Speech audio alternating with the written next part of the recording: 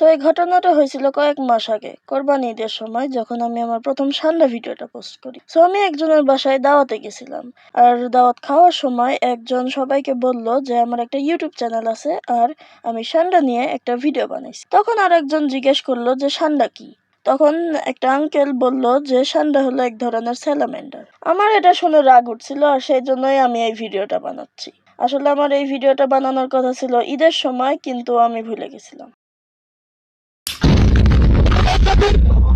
So যারা আমার প্রথম ভিডিওটা দেখেন নাই তাদের জন্য বলে দিচ্ছি যে সান্ডা হলো আগামিডে পরিবারের একটি তৃণভোজী সরীসৃপ। ন্যাচুরালিস্ট টমাস হার্ডউইকের নাম থেকে এটার বৈজ্ঞানিক নাম দেওয়া হয়েছে সারা হার্ডউইকিয়া। স্যালামেন্ডার অনেক ধরনের আছে, আর সবগুলোই হলো মাংসাশী উভয়চর, সরীসৃপ না। এটা ছাড়াও এরা দেখতে আলাদা। স্যালামেন্ডারের নখ এবং কানের গর্ত নাই, কারণ এদের কান হলো তাদের মাথার ভিতরে থাকে সাপের মতো, আর তাদের চামড়া হয় নরম ও ভিজা। আর যেহেতু সান্ডা একটা সরীসৃপ, এটার কানের গর্ত এবং নখ আছে, আর এদের চামড়া হয় শক্ত এবং শুকনা।